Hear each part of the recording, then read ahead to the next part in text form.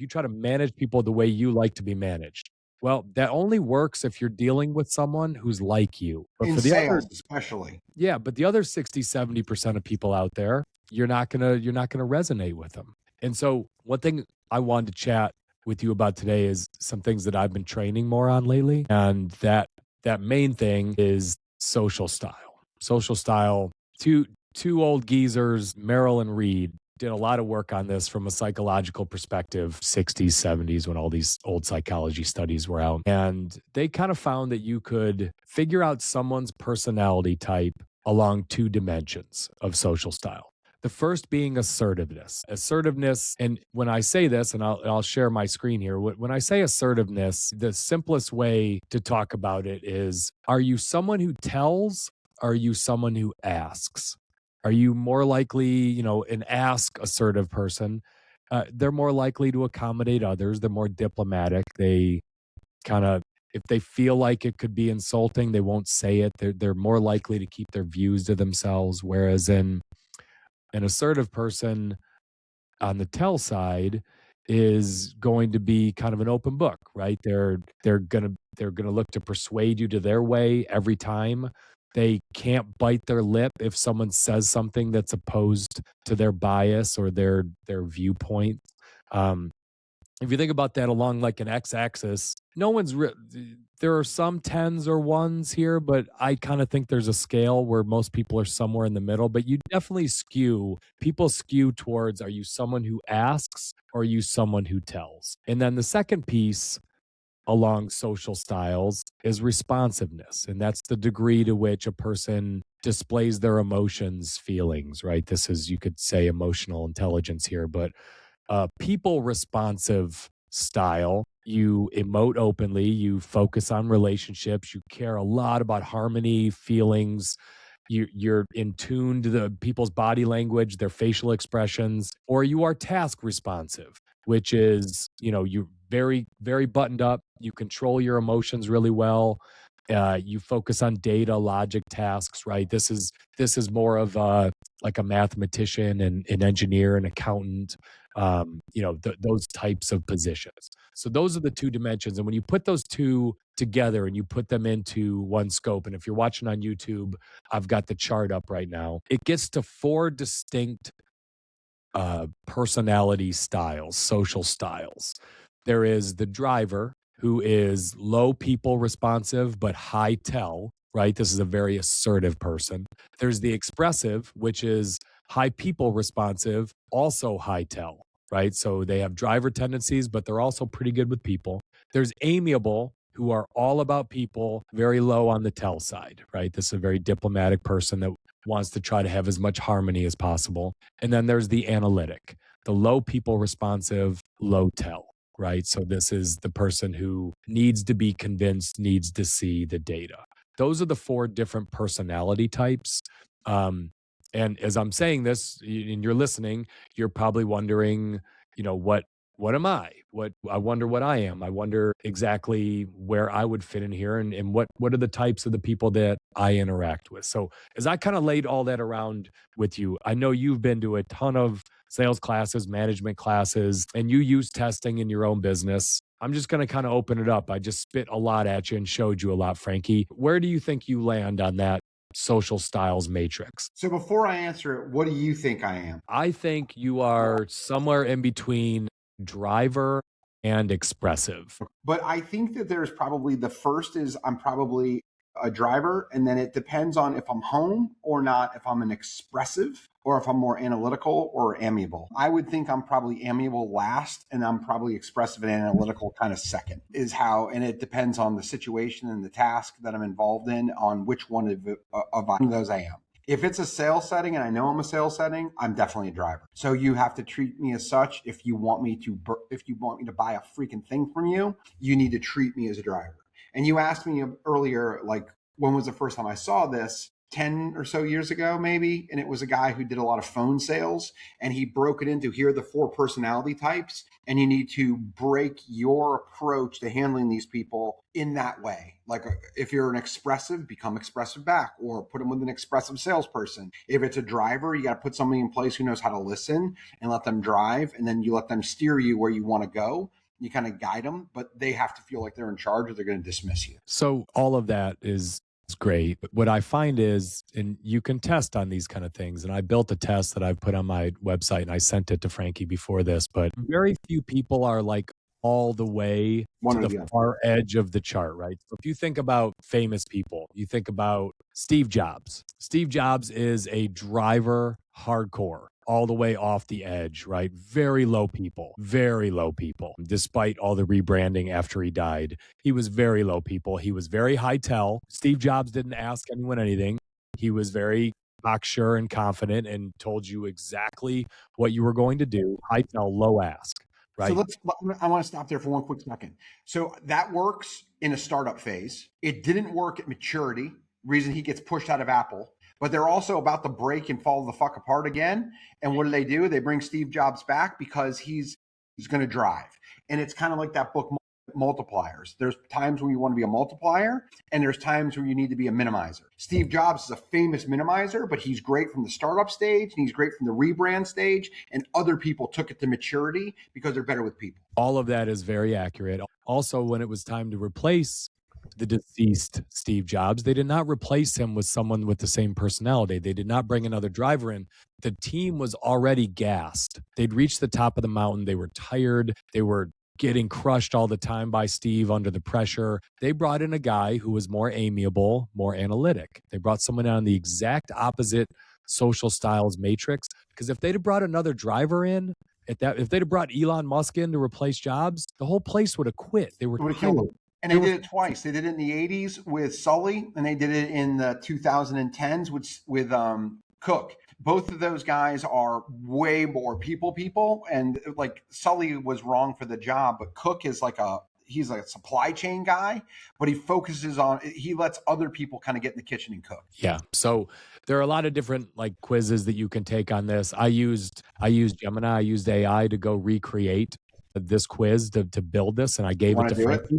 So we're going to do it live right now. Now, with these quizzes that you can take on the social styles matrix, this is important because I came up with different results. A lot of times you fill these things out aspirationally. Very funny. The very first question, Frank was going to score different than me, and I was like, you were out of your mind. Read the question and we'll debate it. I tell people to answer this quiz based on what they think the 10 people that work with them the most would score them, not what they hope to be, right? Aspirationally. And I'll give you a few examples of that later when we get through this, but let's go through. I gave Frank this quiz, and Frank's going to go through and take it and see what he scores on this. So just rip through, tell us what the question is and what the 2 choices are. All right. First question is, in a group setting, I tend to listen and observe or take charge and lead. So I would have initially said I listen and observe, and Ian thinks we should bring Carla in for part of this, because there is absolutely no way she would agree with you on listen and observe either. Inside of the 4 walls of this company, I take charge and lead. I own the company. Son of a bitch. When you are with the boys on a trip, you can't handle it. So let me just stop this for some bullshit. We surprised Frankie with a little trip in Boston, right? And, for his 50th birthday, and his best friends are there, his brother's there. We're all there. We all kind of plan it. And we're not the greatest planners. Frank's a really good planner on these kind of things. Anytime there was like a break in the action, Frank couldn't help himself. He's like, what are we doing next? What are we going to like jumping in, even though we planned this thing for him and he should just be drinking and having fun. Couldn't do it. Had to keep butting his nose in and saying, we should do this. We should do that. You are a driver to the core. It's part of what we love about you. Most dudes, when we go on these trips, we need someone we don't have our wives with us to take control. You're that. When making decisions, I usually deliberate carefully or decide quickly. I think you are a quick decider. I think when I'm in my area of strength, I think I'm a quick decider. If not, I'll deliberate carefully, but I think I stay in my lane, as we talked about in the last episode. So I think I decide quick. I think you don't put yourself in situations where you need to deliberate too much. You put yourself in situations where you can make decisions and plow ahead and take risks. My vocal volume and speed are softer and slow or louder and faster. My son will not shut the fuck up. I think I know where he gets it. You are Italian. You are not quiet. In a conflict, I am more likely to accommodate or avoid or challenge and compete. And I think it depends. I'm trying to become more of an accommodate and avoid in my marriage, and it's tending to work. But I think on balance, I am challenge or compete. Yes. I prefer to ask questions, make statements. I'd like to believe I like to ask a lot of questions, and I think I do in certain settings, but I think my dominant is I make statements. I in the middle here a little with you. I think I can do both. I think you can be really humble in your personality type and that you ask questions. And I don't know if that's because you're classically trained really well in sales. I do think you don't talk over people unless it's really in your lane where you're like, everyone shut the hell up and get out of my way. This is what we're doing. But I could go either way with that. I'm going to go with ask questions. When taking action, I am cautious and careful or bold and risk taking. So I'll let you answer first. I know my answer. Bold and risk taking, cautious and careful. I think you are bold and risk taking. I think to the point where you make me nervous on how large your cojones are in business. So I actually think I'm cautious and careful. And the reason I think I'm cautious and careful is because I understand the risks incredibly well of what I actually take on. Like I don't take on outside investment types. I don't invest in stocks. I literally only invest in things that I know how to underwrite really, really well and can do in my head.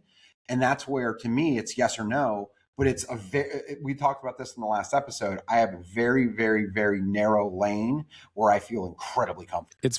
This is interesting. It's worth just staying on it for a second.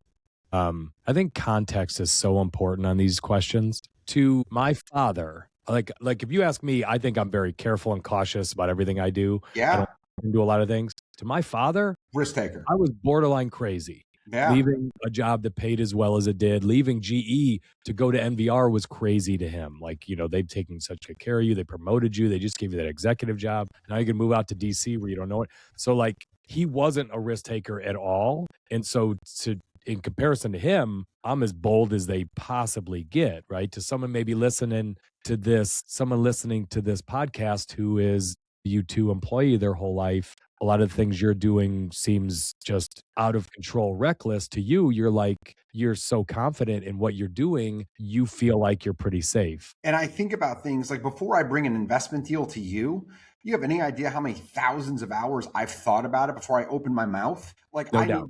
So I am going to say cautious and careful because I have a streak in me that is entrepreneurial and is risk taking, but it's also inside of a lane. And then the other side of that is if something goes wrong, I know when to pull the ripcord.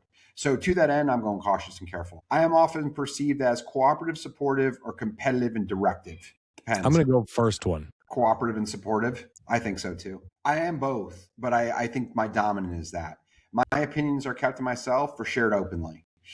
Yeah. I prefer instructions that are detailed and thorough or brief and bottom line. And the answer is it depends. Typically brief and bottom line. That's what I would have said. I tend to lean back when I'm the opposite. I'm the opposite on that one, by the way. Like you're finding it out. You know that on real estate. Like I'm like, I need read everything. I want the prospectus. I want to read everything. I want to study it. This one's fucking simple. I tend to lean back or lean forward when I talk. I'm spitting on the screen. You are literally leaning forward. Your forehead is about to hit your camera as you said that. I keep my emotions hidden and controlled and visible and open. You're Italian. To myself. You're Italian. I focus more on tasks and facts or people and feelings. What do you think? I think you're good at both. I could go either one on that. This is one where I said you're not a 1 or 10 in anything. Most people aren't. Yeah. Some are like really obvious to me answers. This one, I think you can do both. So it depends. If I'm doing it myself, I'm tasks and facts. If I'm managing, it's people and feelings. So what I am going to lean in, because I'm not a self-doer, I have a team. I'm going to go with people and feelings because that's the more dominant. But if I have to perform myself, it's tasks and facts. But what's funny is if I'm managing somebody, I say, give me the tasks and facts because that's how I want to make my decisions. My facial expressions are limited and serious, animated and expressive. Conversation should be formal and structured or casual and free-flowing. Probably casual and free-flowing. When deciding, I rely on logic and data, intuition and relationships. It depends. If I'm doing a real estate deal, it's logic and data. If it's people, it's intuition and relationships. I believe I'm more logic and data macro than I am feelings in a relationship. I manage my time with strict discipline, flexibility, 100%. It drives my wife fucking crazy. In social situations, I am No, reserved. you're flexible. You said flexible. So I'm like strictest, like my calendar is crazy and it bugs me to not be that way. It's funny. My wife is more flexible. Like you and Jenny are more alike than I'm alike with you. Ellie is like strict to bed, strict to wake up. Like I fall asleep at different times. I wake up at different times. If I'm 15 minutes late, it fucking drives her crazy. But Yeah. like yesterday, I had We a joke curveball. about that. Even when we hang out with our wives, like you and Jenny are rushing to the front of the concert, and me and Ellie You are and Ellie like, are hanging "Rude, back." that's rude. People are getting mad. We're hanging out at the back. In social situations, I'm reserved or outgoing. It depends. What do you think? Social situation. I think outgoing. I don't think I'm anyone more thinks of you as a outgoing than I am wall. reserved. I But don't think anyone thinks of you as a wallflower. You're a great host. You love to host. You pay a great amount of attention of connecting people when there are new groups of people. I would never say you're reserved in a social setting. I don't know the answer to the next one. I prefer an environment that is organized and efficient or friendly and fun. Organized and efficient. I think so too. I like it to be fun, but Even it's though got to you have showed up structure. 25 minutes late to this meeting today, I would say organized and efficient. 19. I When was on listening, time, 5 minutes early, by the way. when listening, I focus on the facts being said, the emotions, tone. I do both because I'm a salesman, but the facts being said is critical. But I take it in context of where it goes. I am more likely to stick to an agenda or share personal stories. Not a fucking chance I'm sticking to an agenda. No. Your style is